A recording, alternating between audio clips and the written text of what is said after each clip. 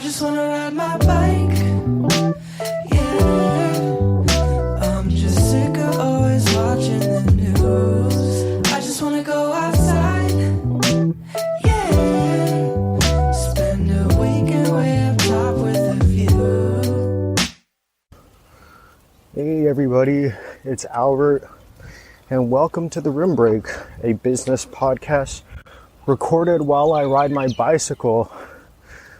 It was a beautiful day today, so I'm finally outside, not on the trainer, but really windy, so tell me how this audio is. But today we're gonna learn some business theory and some recent news, some sustainability, some user experience, and customer review of Spotify and Apple Music. So just a little background behind Spotify. Spotify is a music streaming platform founded in Stockholm, Sweden by Daniel Ek and Martin Lorentzen in 2008.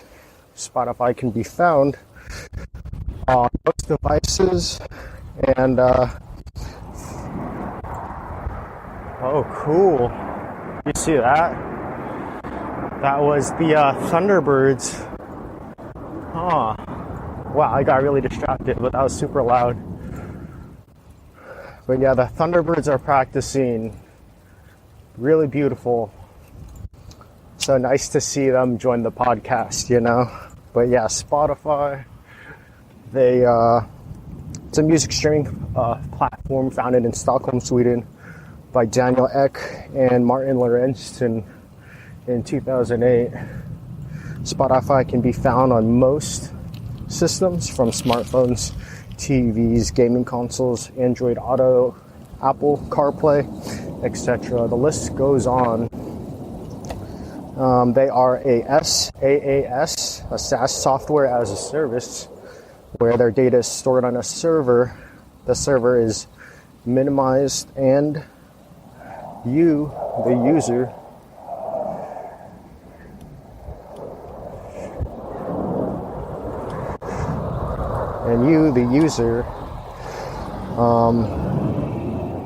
experience no delay, and you're saving temporary encrypted version of the recently played song in the user system as a cache.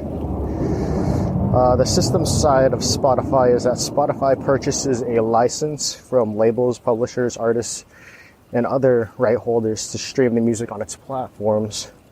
It gets a little tricky here.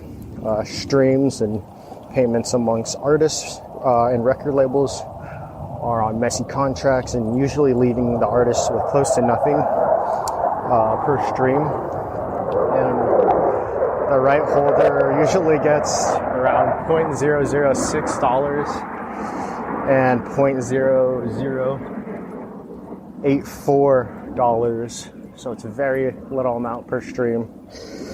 There are 3 tiers in their freemium model. Wow, it's just beautiful just seeing these jets. But yeah, the 3 tiers in the freemium model, where you can listen to their music for free, but you won't have all the functionality, and you'll have ads peppered in throughout your listening experience. Free, premium. Premiums are $10 a month. You're able to download, stream as much as you want, play without internet. You have no ads, and they have a family plan, which is their best value. You get premium for 6 people, and you just share an account. But I mean, you have your own individual accounts, but you 6 people get premium for $14 a month, which is really nice. And how Spotify entices you, they have a $5 a month for college kids, and you can try for free for $1 for the first month. Some of their advertising techniques are sponsored playlists, branded moments, sponsored sessions, audio, video takeovers, display, homepage takeovers, overlay, advertisers page, branded playlists, and these ads vary in type, size, and user engagement. So yeah, they have a wide variety of advertising throughout their platform. And there are many ways businesses can interact with free users, from banner ads to video ads. These messages are creatively woven into your listening experience. The ads will mainly affect free users because premium users they pay for an ad-free experience. Spotify is not profitable yet, or in the last couple of years, but as of recently, they have finally gotten into the black, and I'll talk about that later. They have and they get a majority of their revenue from advertisements and subscriptions. So let's jump into the large scandals and some news in Spotify. Some early news about Spotify was an attribution problem. Basically, a quarter of their music on Spotify was not legally streamable because they didn't have the correct licenses. Spotify was penalized and had to pay about $25 million in total of settlement and penalties. They solved this a few years ago. Spotify acquired the Brooklyn-based blockchain startup Media Chain Labs, where they will work on developing better technology for connecting artists and other right holders with tracks hosted on Spotify services. In recent news, Spotify is finally making a profit after 13 years and almost 96 million paid subscribers. They made about 107 million in operating profit. Spotify is still the clear leader in the industry, almost doubling Apple Music's 50 million subscribers. Spotify announced 207 monthly active users in the past quarter. They are projected to lose about 57 to 113 million next quarter, and 227 and 409 million over the full year. It's still really nice to see some small wins from a company this big. And I congratulate them for finally making a profit. The Apple and Spotify beef. So some other talking points is the beef between Apple and Spotify. Basically, Spotify thinks Apple's not creating a level playing field for them and are constantly changing the rules to their favor. So Apple eliminates payment system choice and imposes a 30% fee on content-based apps like Spotify, but at the same time, Apple prohibits us from showing customers how to upgrade any other way. So, yeah, basically there's a 30% Apple tax. Spotify thinks it's too much, and it is pretty pricey. 30% of your revenue is just gone to Apple. But, yeah. And Apple's also made it a bit more challenging for Spotify as well. So Siri's not compatible with Spotify to this day. It was very difficult for Spotify to make an Apple Watch app. I don't think the Spotify is still not available on the HomePod. So it's very catered for, in the Apple ecosystem, they're still catering for Apple users to use Apple services. And yeah, that's just the long story short. And basically, Apple ripped off Spotify following the same exact thing of what they do when they launched Apple Music, and I think 2015. Yeah. So it's not really fair. I see what Spotify is trying to do, but it is Apple's playing field, and they're also trying to make a profit too. So,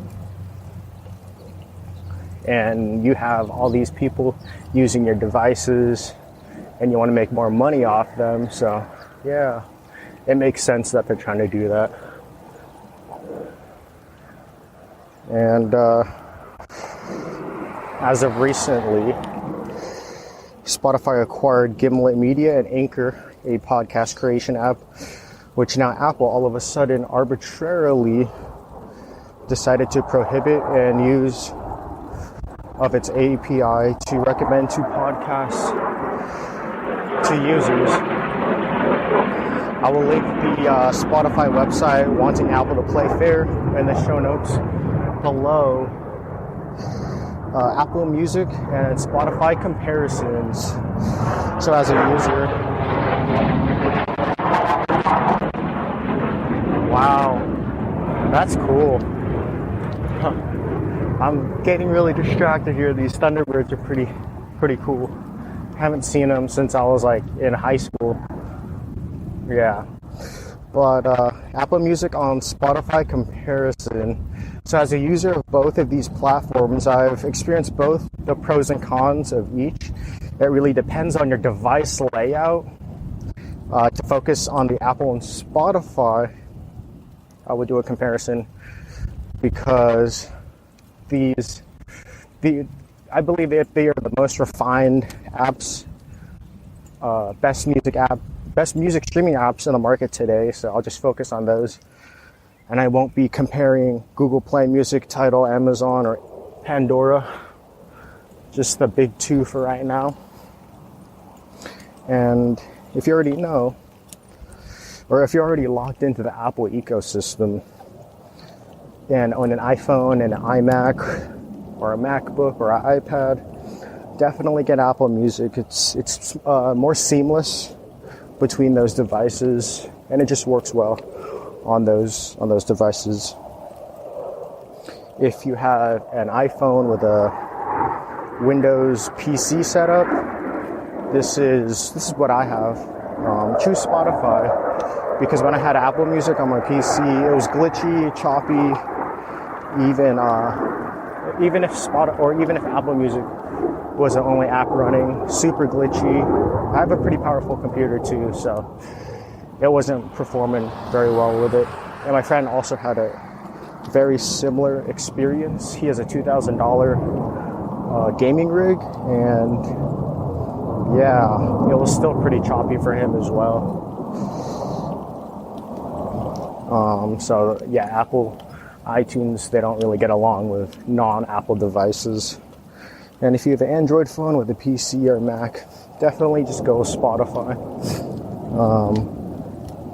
Android phones work extremely well with Spotify, and they don't really mix well with Apple Music. So the pros and cons of Apple Music are, the pros are the live music and DJ sets. It's really fun. You hear music that you've never heard before, and yeah, it's really fun. It's a great way to listen to and learn about new music. It's pretty good to operate one-handed. A lot of swiping up and down, left and right, and so they win with that. There's no like top left-hand corner of the screen like Spotify to exit out of something. Yeah. So one-handed use goes to Apple Music. They have an insane selection of songs. I think basically whatever's on iTunes is on Apple Music. So props to them. And they have lyrics for most of their songs underneath it. I mean, it's not like Genius compatible, so you don't get to click and say what this lyric means, but you have lyrics to see what the artists are saying, or if you're curious about what they're saying. The cons, it's slow and choppy on PCs and Android devices. Some listening, or they have some interesting ways to navigate through music, like you can't cue a song while you're listening on the radio, and there's no dark theme to the app. And we are going to jump into Spotify. Spotify Pros works well with all devices. Very seamless. Organization is done very well. Social aspect, you can see what your friends are listening to, what your family's listening to, some cons,